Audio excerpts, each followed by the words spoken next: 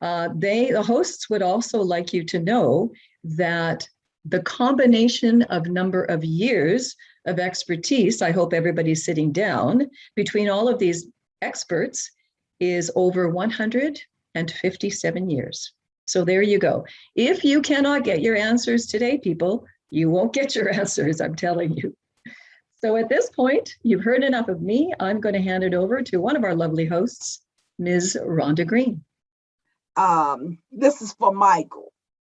Michael, what do you do in a case where the funeral home has picked up a loved one and and you have this person, their loved one, in your care, and then it's determined that the family don't have any insurance, they don't have any money, you got the body. What do you do then? How do you get paid? Or do you give them the body back? What do you do? No, that being said, we've been held hostage by banks before, and I did threaten one bank because they weren't going to pay me. But that's in jest. We're never going to turn anyone away. I can tell you that right off the bat. And so once a family has asked us to pick up their deceased and they're in our care, we will look after them.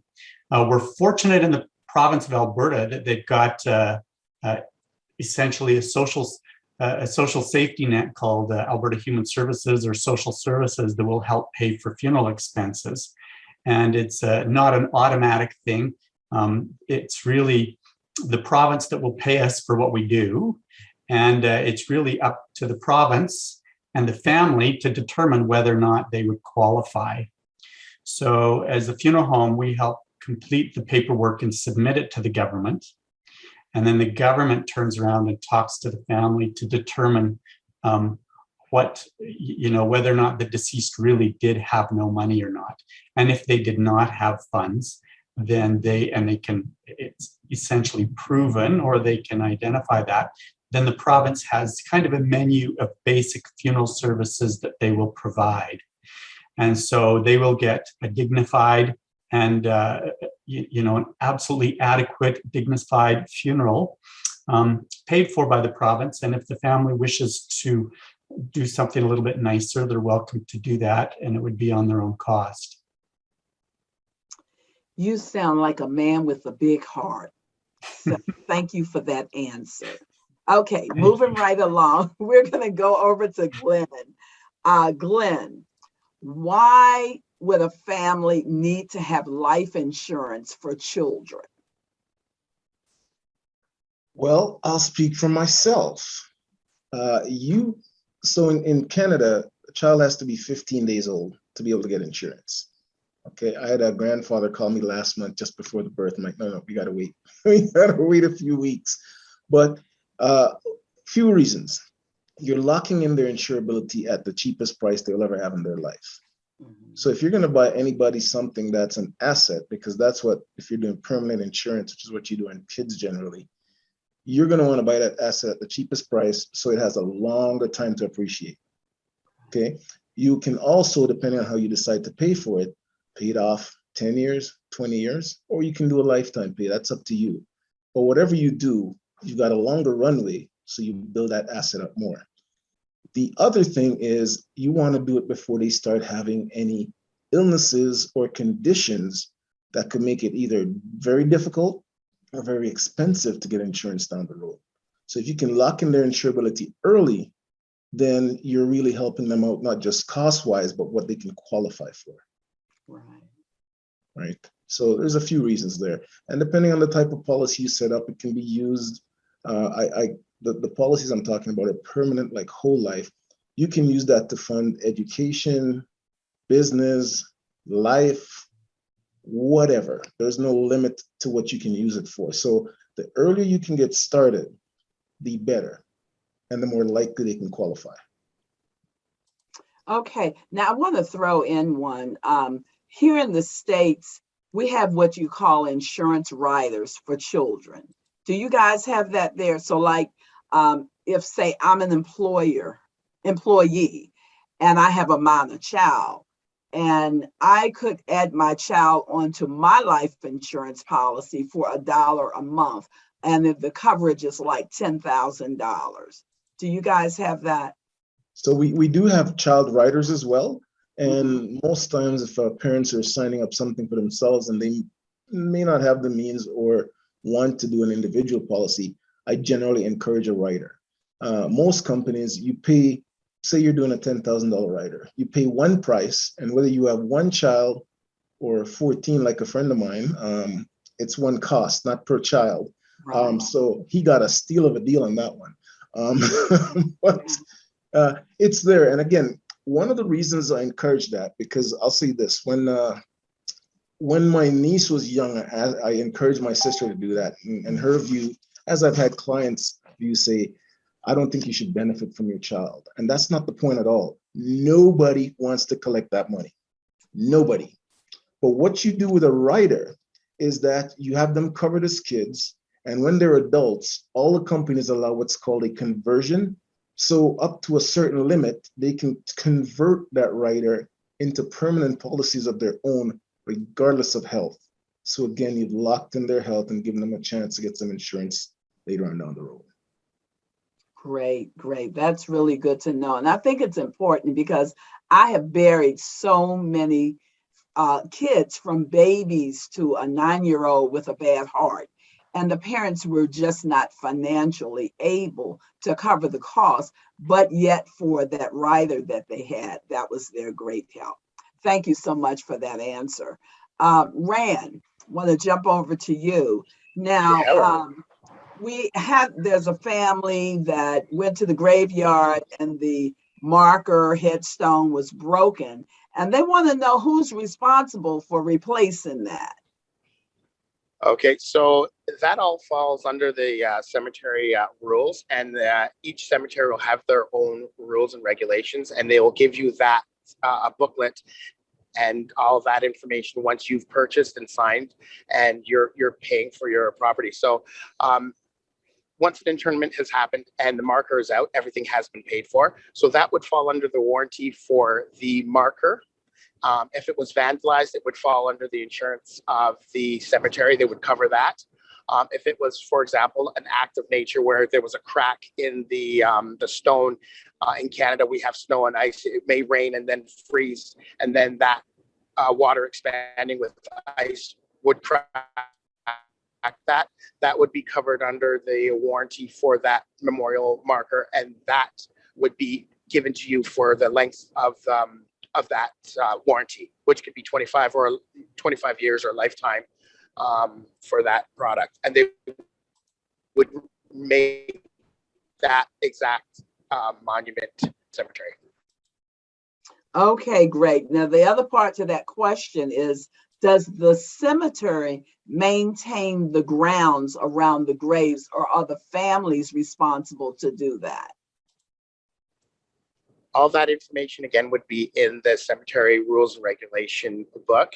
And depending on the cemetery where you're purchasing that, it would be fall under perpetual care. So the perpetual care is a fee at a portion that you're paying once you buy the internment site, the grave site. And let's say just a random number, that might be $25 taken from every single person who's purchased a cemetery plot. That's put inside an investment, and that investment fund is used to maintain that cemetery plot for eternity.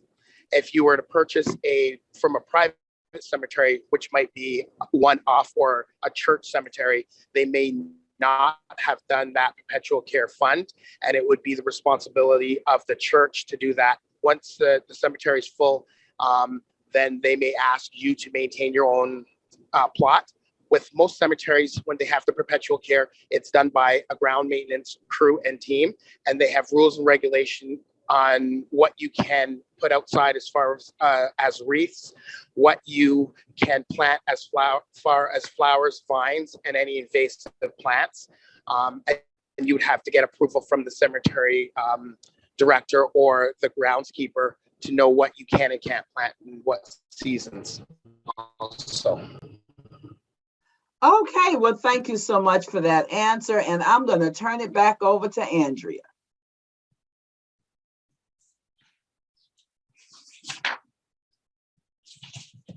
You're muted, Andrea. Sorry. Talking to myself. Sorry. This is a time where it's like recess. It's time to get up, stretch. We're going to do a game. But before we do that, let's just get an idea as to where people are actually listening in from. So we're going to have another poll come up here. And if you can just put down where you're listening from, that would be great. Give you about 30 seconds.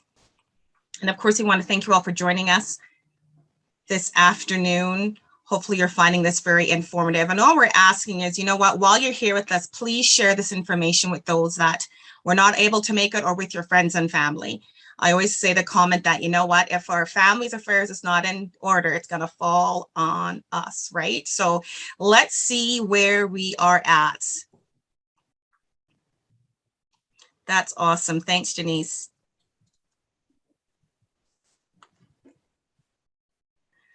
All right, so 55% of us is here in Calgary, 18% of us is from Edmonton, Ontario 9%, and we have 18% from the United States. Thank you guys so much.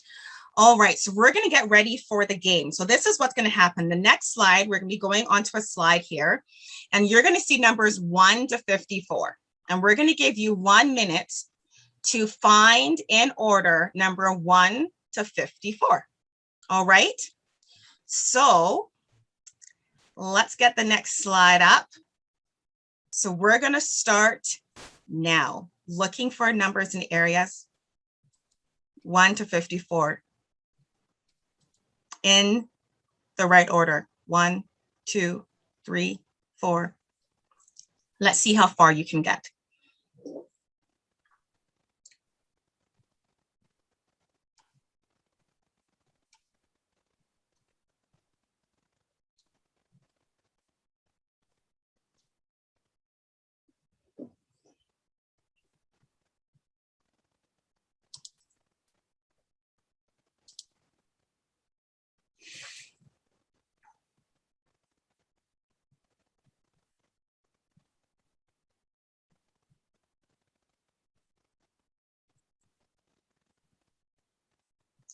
Ten, 9, 8, 7, 6, 5, 4, 3, 2, 1. All right, hands off. So the instructions were, I think one person didn't get it. So what it is that there's numbers 1 to 54. It's to find in order number 1, 2, 3, 4, 5, 6, 7, 8, 9, and you're going to try to get to 54. So let's see, how did you guys do? And for those who didn't get the instructions, I'm sorry about that. When we do this next time, hopefully you'll be able to join us with that. So let's see if we can get the poll up. Let's see how we did.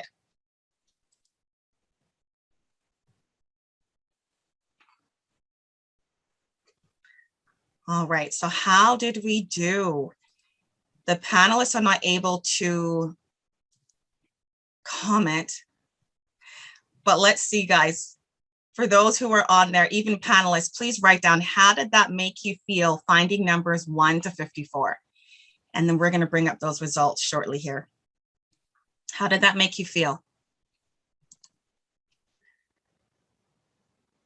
It was a trick. I can't even find 2. Oh no. Anybody else? Good try, Manel. All right, so 13% of us got 1 to 5.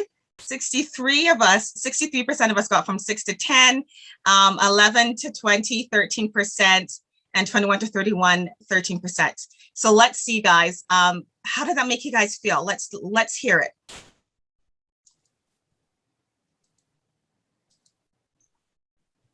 Yeah, that's pretty jumbled. It's Anybody else? All right, we have a quiet group. Okay, we're going to go to the next slide. Can people see my mouse? Can you guys see my mouse? Yes, no? No, I can't see this. You can't see my mouse. Just scroll it up. You just scrolled off the screen. Well, I'm in the picture and you guys can't see that? No. Okay. So what you can do is click on view options and hit annotate, and then you should be able to. Sorry, say it again. Up at the top, hit view options Okay. and hit annotate, and then you should be able to. Okay. Can you guys see that? No? No, because you're not actually screen sharing, somebody else is. Yeah, it's not me that actually is. Yeah, you need remote control, that's why. Oh. Sorry, Natasha, can I get remote? Okay, can you guys see that now? No? I see what it says direction, the numbers with the, essentially the. Okay, here we go. Can you guys see that now? Can you guys see my mouse? No. Walk us I feel like this is going to be the new Okay. version of the Here we Verizon. go. Here we go. Let's do this. We're gonna have to try to do this. Okay, so on the top, number 1 is at the top left. Do you guys see that? In the second box at the bottom right, do you guys see 2? Yeah. In the third box on the top left, do you guys see 3? Okay, now it's so much easier. Right. So the fourth box, there's the 4 towards, like, besides the 31. Are you guys seeing that? And number 5 is in the middle on the right hand side. Okay. All right. I think you guys got it. And then for 6 is on the top left, right? Okay. So we're going to do this again. And we're going to see how far you guys get from numbers 1 to 54, starting now.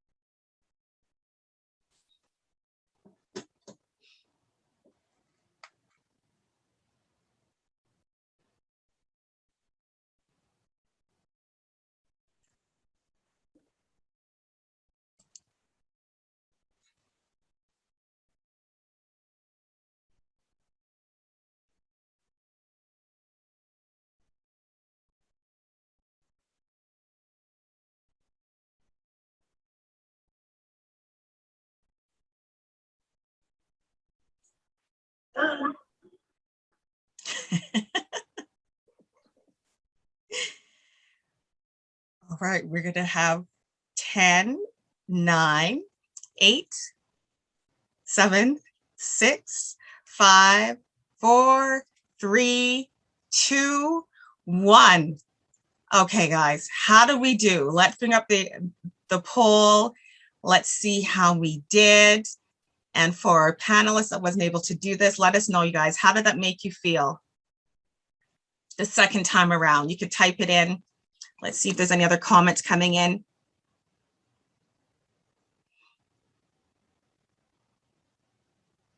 I guess we can't do comments yet. Just hold on. Okay, let's show those results. Wow.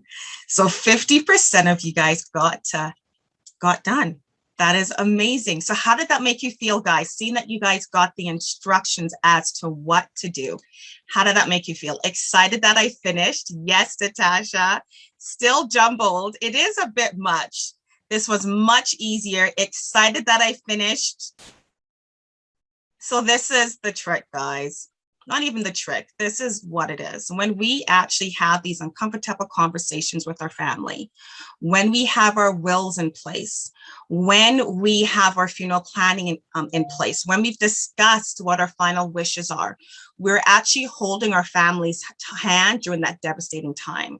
We are able to help them during that difficult time. So when we get these done, as you can see, the first one, how confusing it was, it can be very stressful. But then when we actually know what to do and when our family knows what to do, it is a world of a difference. So hopefully you guys got the importance of why it's so important to get our pre-planning done and to have these conversations in our homes. All right. Thank you all for participating. Hopefully we didn't stress you guys out too much. And I'd like to pass the baton over to Rhonda. Thank you so much, Rhonda. Okay, that was fun. I got a little stressed out. Had to clean my glasses, but I'm there. I got up to 50 the second time. Okay, so now we're going to have an impact video.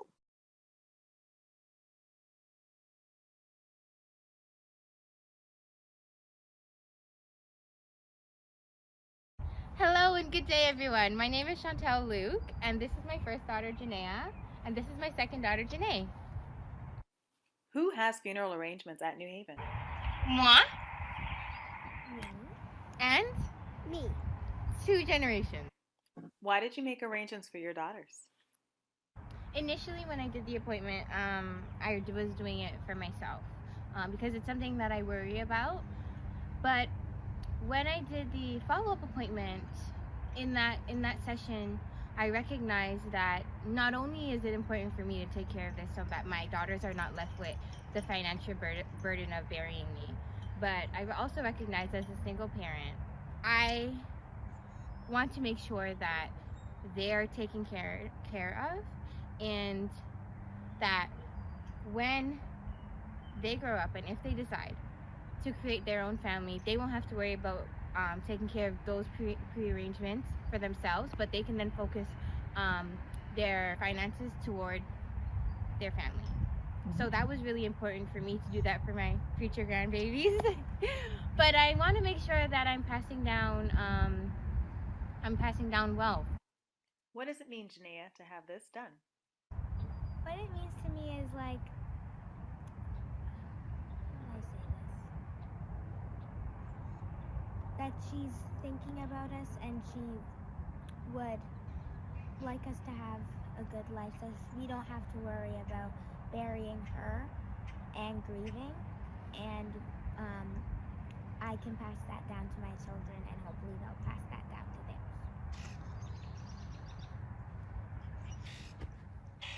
How did it feel to have this conversation? Personally, in our family, that conversation was never brought up. And growing up as a child, it was always common that, we saw the struggles of paying for your loved one's funeral. So with those lived experiences, I wanted to make sure that that doesn't happen moving forward. So I wanted to normalize the conversation about death, just like we normalize birth. Birth is very beautiful, but so is death. I want to take that back, and I want it to be a very empowering experience too. So I speak about death in my household with my children at a very young age. I want to normalize it. It is okay to grieve. It is okay to miss your loved one. It's okay to cry, and it's okay to do all those things. And there's power in doing that.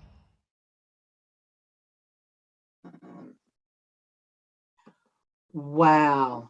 What an awesome, awesome impact.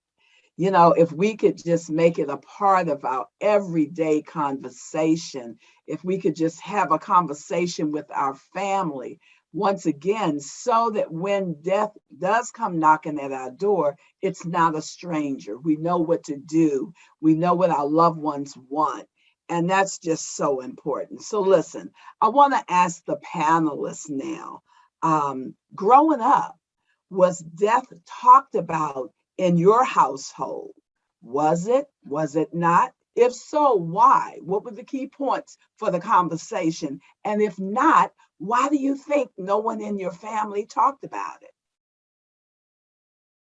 And you can just jump right. Let's start with Manil.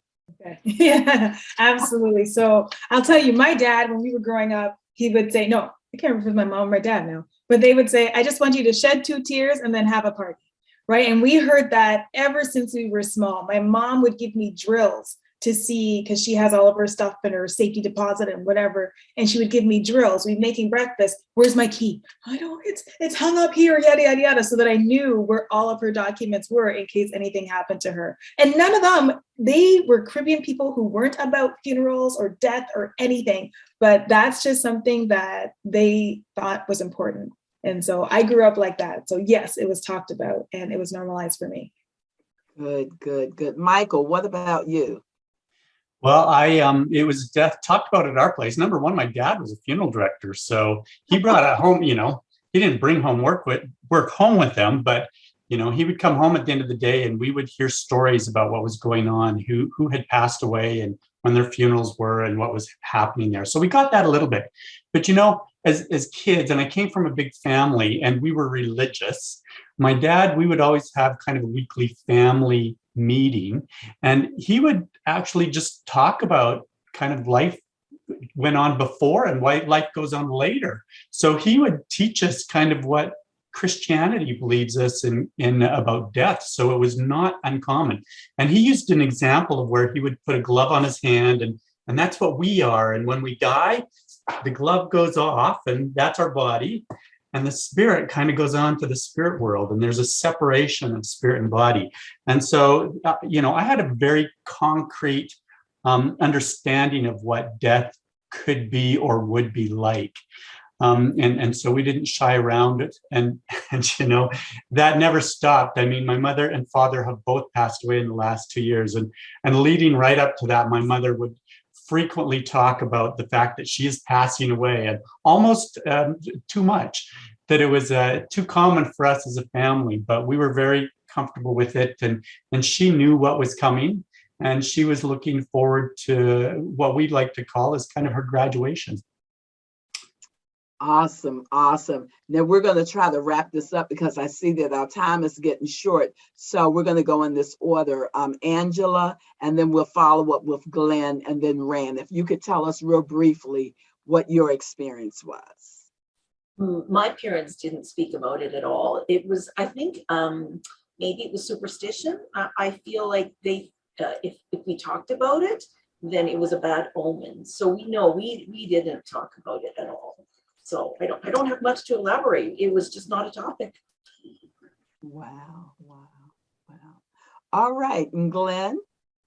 So growing up in Jamaica and growing up in church, we saw more funerals and weddings, put it that way, because it was an older population than my grandma and her friends, and my grandma was part of what's called a burial scheme, that they'd go to meetings. I think it was Tuesdays or Wednesdays, where you kind of put together and pre-fund your burial, so to speak, and then you'll go and have meetings and talk about who's passed away and all that, and making arrangements and who's going to go sing. So I was very, very familiar with this at a young age, right? With this part of it, and then of course the whole going to church, going to the gravesite, doing the singing. So it was a part of life. We'll put it that way. Growing up. When I was smaller in Jamaica. So was it talked about much outside of that? I didn't really think there was a huge need. My grandma just said, you know what, this is where my paperwork is. Something happens, this is where it is. And my mom said, okay, my paperwork's here and so forth. But and mind you, this is from like 6 years old and up having these memories, right? So something we're very familiar with. Right. All righty, and we're gonna move on over to Rand. So in my family, it was not spoken about at all. We were a religious family. We went to church, and there were funerals for church members. We didn't have a lot of family in Ontario. Most of my family lives in Europe and England, and then the remainder in the United States and then Caribbean. So we didn't go to those funerals. You just heard that someone had passed. So it was unspoken about. And I made it a comfortable topic to speak about. Once I started working in the funeral industry, I sat down with different family members and said, hey, there's something that we should talk about. So I brought it up and made it more of a comfortable situation and gave the information and made it part of the conversation with family members. So now it's a lot more comfortable, but it still is a situation or a topic that it's tougher to talk about, but it's easier to be brought up now that I have the expertise and have the resources. And again, something like this can be passed on to my family so that they can watch this video and participate and get the information. So thank you all. Great. Listen, I got a few more questions. Our time is running short and want to make sure we get all these questions in. Angela, let's see. Well, I guess this question is more so for Manil. How do you accommodate a family that does not have a church to carry out a service? Oh, absolutely. So we can have services in our chapel, depending on the funeral center and the size of your chapel. Our chapel seats just under 300. Once COVID is over, we'll be able to do that again. So yes, you can of course have a service at the funeral center or somewhere else. Sometimes people will rent a church if you'd like instead, or have a community center or something like that, just depending on the bylaws where you are. That will determine where you can have a funeral. Okay, and then another question is, I plan to be cremated and then I want my ashes to be buried. Is there a difference in cost compared to being in a casket? Well, either way, you're going to be in a casket or a container. So if you're going to be cremated, you still have to be put in something, and then that is cremated. So is there a cost difference? Yes, because a burial plot for a casket is going to be more expensive than that of an urn. But you do have more options with an urn. Maybe you're going to want to keep them at home for a while. Maybe you'll choose to scatter. You have options in that way. Hope that answers. Okay, great. And then Angela, back to you. If I have indicated that I wanted to be cremated to my family, but I didn't put anything in writing, and half of my family is saying, no, we don't want to burn her up. Let's put her in the ground. And the other half is saying, no, she said she wanted to be cremated. What happens? How is that decision made? Well, I think you pick the right executor. Remember, the executor has the right to make those decisions. So you pick the one who's going to agree with you and the one who's going to carry out your wishes. And above all, talk to someone like Andrea who will help with the pre-planning. And if it's already prepaid for, I'm sure they're not going to go against what has already been arranged and prepaid. And should that person not have a will? Then there's a pecking order as to who's got that say. So hopefully you've got the right mix of family that will help you out. Okay, so is that a quick case where the court will make the decision for you, or pick the person to make the decision? Yes, if their court involvement is required. So if two people will not let up and they can't concede to one person making that decision, then yes, those two parties are going to have to go to court to duke it out. Okay, great. Thank you. Glenn, why do some insurance policies take so long to pay out? Well, I'll speak for the ones that I've dealt with. The longest I've had was 28 days from when the paperwork was submitted. So, and notice I said paperwork submitted. When the requirements are sent in, they can be quick. I've had a couple of smaller ones that the next day they were deposited in the client's account. So, as far as longer ones, I would say that all the requirements that need to come in probably hadn't got in, is what I would imagine. Okay, great, good answer. Rand, last question here for me. My husband and I purchased 2 plots. Our son passed away. Can we use one of the plots to bury him? Yes, you can use one of your plots to inter that child, as long as that person, the parents have the interment rights, or whomever has that interment rights. And interment rights can be passed on or willed to a second, third party, or they can have those signing rights by going into the cemetery and acquiring that. So yes, they can. Oftentimes families will purchase family plots, especially if there's some sort of ailment in the family that runs in the family that's hereditary, just in case. So yes, once you have that, the interment rights, they can make that decision, and that would be a joint decision with the husband and wife. Okay, great. So I'm going to turn it over to Andrea. You're muted, love. This unmuting thing. I'm sorry, guys. This is for Angela. How can you pass a rent-to-own house down to children without paying a bunch of taxes, such as capital gains? What is the simplest way? So in Canada, if you have a house that you live in, it's called your principal residence. And your principal residence, when you sell it, even if it's gone up in value, you will not be paying any tax on it, because there's a thing called a principal residence exemption. But if you have a secondary property, whether it be a rental or a place that is a vacation property, if it's gone up in value from the time you acquired it to the time you've disposed of it, then you will have capital gains. So how can you get around capital gains?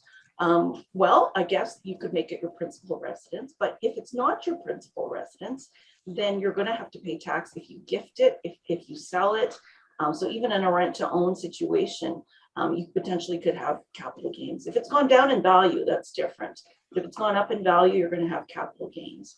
How do you get around the capital gains? I don't think that you can get around it. I really don't. That's more of a tax question. You're right. If you pass on, and I guess are you passing it to someone during your lifetime, or are you passing it to someone on death? That's a different question as well. Do you know if they're asking if it's Such a good question. I'm not too sure. Yeah. And they might actually be on the line. I think they are. And I believe they are. If you can answer that for us while we go to the next question, you can just send that to me individually. Yeah, but short answer is if you do it on death, you've got some more options because you can use charitable donations in your will. You can use insurance, all of those different things. So you've got, this sounds funny, but you've got more options on death. Right. Okay. Michael, my husband's best friend died and his bill was much higher for the same type of service than my husband. Why would that be?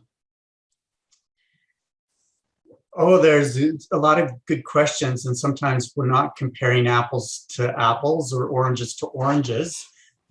Perhaps there was quite a bit of time that happened between one death and another one. Perhaps it's different funeral homes, and even though both caskets might be wood, one may have been just a basic press board, and the other one might have been a solid mahogany. So there are lots of reasons why an invoice might be different. I think different providers, different funeral homes also have different cost structures. Some funeral homes, it's a little bit like going to a hotel. Some hotels are a lot more expensive than others. They have better, their facilities might be nicer. They might have better service. Their food might be more expensive. So all of those things can impact what perhaps a hotel can charge. And the same thing is true when it comes to funeral homes, in terms of the quality of the staff and who is there, to the quality of their facilities and how they keep them up. So if there are two invoices, husband and wife, and they're different and you're really concerned about it, go to a funeral home and ask the funeral directors, can you tell me and explain why these are so different and what's happened? And a funeral director would be happy to take a look at them. We're always interested to see what our competitors are charging, if that's what the case would be, but just for our own interest, but we would probably be able to have a good understanding of what the differences would be. And there may be some items on there that they just didn't realize had been chosen or whatever. And a good example might be even flowers, where maybe one person just actually bought just a few flowers and the other person spent hundreds and hundreds of dollars on flowers. Right. Thank you. Glenn, why are reasons that life insurance get canceled or not in effect at the time of death? Simplest thing, non-payment. Now, sometimes that's inadvertent. People move, they change bank accounts, different banks give deals, and the mortgage will get moved, the car payment will get moved, and for some reason, sometimes they just don't always do the insurance. So someone's got to be on it. Or, depending on your age at the time, if this thing's been going for a while and money gets tight because of unforeseen things like, I don't know, COVID, you might just let it lapse. So there's another good reason to have permanent, because you will have some built-in value. And unlike a house, it doesn't lapse automatically after 3 months. If there's cash, it's an automatic premium loan to keep that thing going.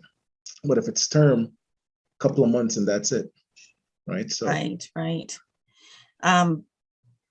For Ran, why are some cemeteries more expensive than others? So, for example, good question. St. James Cemetery in Toronto is about 200 years old. It's an established cemetery in the heart of Toronto. The property prices in Toronto, obviously for homes, have gone up exponentially.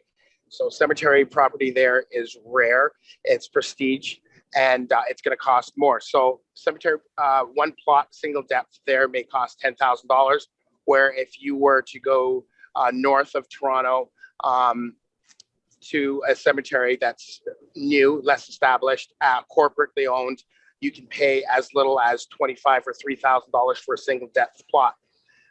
So it depends on the real estate, the city, who owns it, if it's privately owned, it's corporate owned, or it's church, or if, for example, there's groups, sometimes Jewish groups or Muslims groups will go to a cemetery and they'll purchase for their congregation, church or synagogue, 200 or 300 plots, and they'll ask for a discount and they'll resell or give those to the church or synagogue or mosque members at one rate. And then people from that church or synagogue may donate to that. So if you have opportunities to look into that, that's options that are also available, but it depends on the real estate, city, town. Different provinces have different rules and taxes also, and countries also, like the US. Single deaths, double deaths, and quadruple deaths will cost different prices also. Wow, thank you so much. I just think it's amazing how we have some communities who actually think ahead and they actually start doing this for their community. That's amazing. So our last impact story is Heidi Dunstan. Heidi Dunstan, I've met with her actually through Clubhouse. Okay, we ain't talking about Clubhouse during this, but anyhow, Heidi, thank you so much for joining us. If you can please share with us your experience that you had when your husband passed away. For sure. So actually, just before my husband passed away, he had finalized his divorce, and we were legally common law in Alberta, and he was a retired fireman. So, and he was 24 years my senior. So we were kind of looking at insurance, and we'd received 3 quotes, and we were kind of looking it up, and it's quite a bit more expensive when I'm 40 and he's in his 60s. And I said, why don't you go and check to see what the union has before we select a policy? And he was like, yeah, sure. I'll go down to the union hall, chat with the guys. I'll go between Christmas and New Year's. He had a massive heart attack, December 27th, 2018. So we didn't have an insurance policy in place. And I had some great friends that set up a GoFundMe that knew that the unexpected cost of a funeral was going to be quite the burden for me, and saw the stress that I had because I was also an entrepreneur. So I wasn't receiving any kind of benefits in terms of, if I wasn't working, I wasn't making money. Mm-hmm. And so I received a GoFundMe. It did not raise the full cost of what the funeral would cost. And during the course of the 2 weeks of planning that funeral, I was even buying lottery tickets saying, hey, big guy, if you want this, like, please let me get the winning numbers. It added so much extra stress. And it gave him a legacy that I don't think he deserved either. I know that a lot of people loved supporting us and supporting him. But I think they would have done it in a really different way if we would have had our affairs in order. And not having things like a will in place was so difficult. Things like going to cancel his cell phone. I'd tell us, and I'd say, hey, I need to cancel this phone. Well, we need to speak with the account holder. And I'm like, well, he's passed away. I've sent you in a death certificate. They're like, we need to speak to him. And I'm like, well, feel free to call him. If you get a hold of him in heaven, can you let me know? Like, I'd love to talk to him. And I actually had to go in with the death certificate. Like, it just makes it so much harder. Mm. And it just stops people from grieving and actually moving through some of the emotions of grief, because you have so many other things to deal with and face. Wow. I remember when we had the conversation, you were saying, Andrea, there are so many decisions to make. And, my mental capacity was being able to choose what color socks I could wear, right? And, hearing her story, it was like, oh my goodness, Parvina with her brother, and the list kind of goes on. And we just want to thank you guys for sharing this with us, because we don't know what we don't know, right? And this is why it's so important that people come out, they hear these stories. Parvina left a list of things we need to do. Go to the funeral home, do your research, right? And, we're talking about insurances, and the list kind of goes on. So we just want to thank you guys, all of those who've actually been able to be vulnerable with us and share your stories with us. We just want to thank you. Thank you so much, Heidi. We're going to quickly move on here. Manel, as a funeral director, what are the advantages of families having a funeral pre-arrangement set up at their funeral home of choice? If you can share that with us, what are some advantages? Oh, yes. So basically everything that we've talked about today, easing the burden for your family so they know what your wishes are. Definitely, I think we talked about that too. Make sure you share that you have done this. The financial burden, you're locking it in, at today's price. So that is amazing. And then know that you could choose the funeral home that you desire now. And a lot of people think, okay, hold on, what if I move? Life changes, something might happen. Your funds, when it comes to pre-arrangements, aren't held at the funeral home. They're held in a third party, Ontario anyway, right? So we're not holding on to your money. So if you move somewhere else and you need to transfer your arrangement somewhere else, you can do that, right? So you can set it up in place and just move it wherever you might be. And that's important to know, especially if someone's younger doing it, and then who knows where you might be in the future. So number one, it's just a weight off. I'm going to take that, actually. Thank you for sharing that. I'm going to take the mental capacity is choosing your thoughts. It allows your family just to focus on that. Yeah. Right. Thank you. Glenn, do you need a pre-planning policy at a funeral home if you have life insurance? Sorry, could you please repeat? Do you need a pre-planning policy? So doing your pre-arrangements. Do you know what? How about this? What's the difference between doing your pre-arrangements with your funeral home and having an insurance policy? What's the difference between the two? Well, I mean, the pre-arrangement with a funeral home, things are going to get taken care of there. A lot of these stressful decisions that our panelists have talked about will be taken care of, and you locked in a price. Your insurance policy is separate. It can be used for whatever, quite frankly. Funeral, party, just life, really. So big difference in the two. One's very specific, and I think it really helps the families.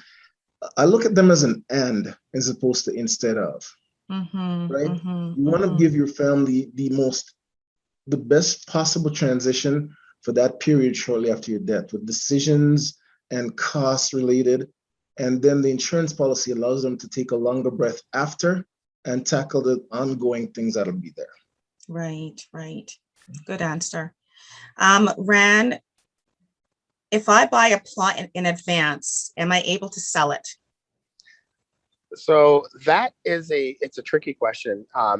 Funeral cemeteries don't typically allow individuals to go in and buy plots to hold them for resale value, because it does interfere with what the community is able to have for future for burials. You can purchase funeral property, you can sell it. You typically, again, you buy it at today's cost. In 20 years from now, let's say that you decide to move up north and you wanted to resell that. First right of refusal would often be back to the cemetery. They're going to purchase it back or purchase it back from you at the cost when it was originally purchased. And they may even devalue that and give you, let's say, anywhere between 20 cents to 60 cents on the dollar, because they have admin costs that they have to use in order to do that transaction. So it's typically not something that's advantageous for people to do, and they discourage the public from doing that, as people would land and real estate around a city or town. It does often happen when people have pre-planned and then they've moved or their lifestyle has changed or they moved to another country. So it can be done, but it's a tough process and there's a lot of admin work that goes along with it. If someone were to do that privately, you don't know what you're buying. The person who's selling it is not a professional selling it. And often the legalities of knowing what they're selling and what they're buying and signing off on that paperwork can have someone in court with litigation because there's not a clear understanding of the transaction. So it's not a great thing to get involved in, but you would ask the cemetery director. Right, thank you. And I just want to piggyback on that because I know even here in Calgary, if you purchase your cemetery public, you can't resell it privately, but with the private cemeteries you can, but obviously you'll be losing a lot. So yeah, thank you so much, guys. I am going to hand the baton to Rhonda. You guys are doing amazing for time. This is great. Thank you, Rhonda. You can go ahead.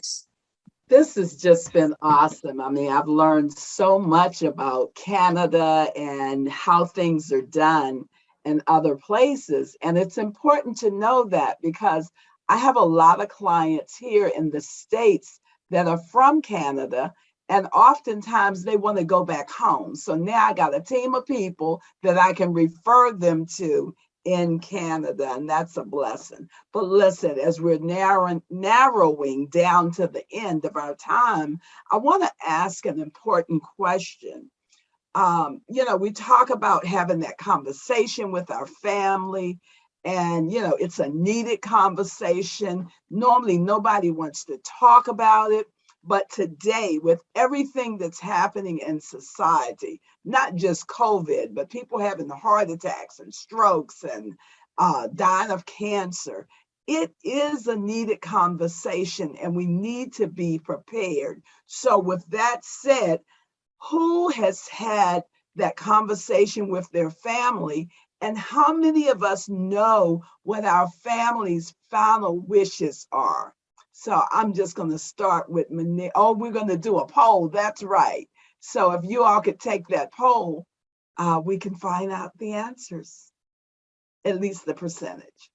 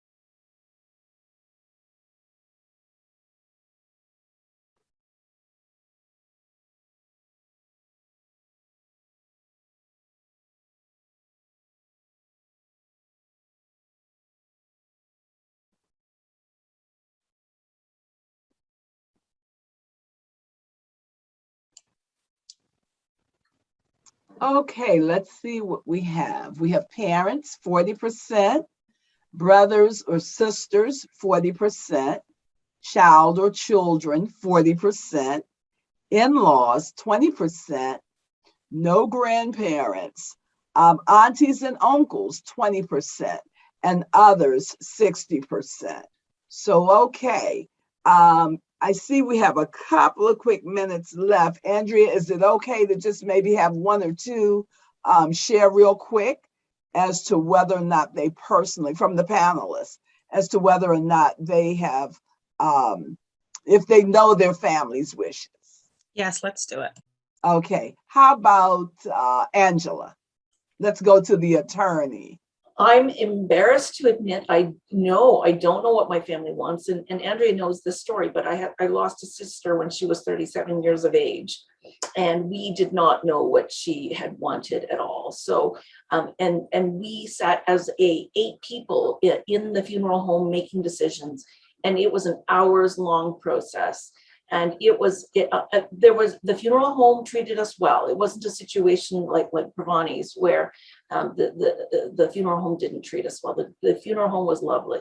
But what we felt like was that we had to throw money in order to value our sister or to honor her, the integrity of her, of who she was. And so spending money, we just felt the need to spend money. And I feel like I don't want to do that to my children. So through Andrea and through Pearson's, I am now doing my planning as well with Pearson's Funeral Home and with Andrea as well. Awesome, awesome. We're the ones that are usually the last to get our affairs in order. So we need to take in what we're given to other people and make sure that we're the first in line to live by our own words and get our affairs in order. And with that said, I'm going to, first of all, thank you all once again for being a part of this forum. And I'm looking forward to doing it again with you.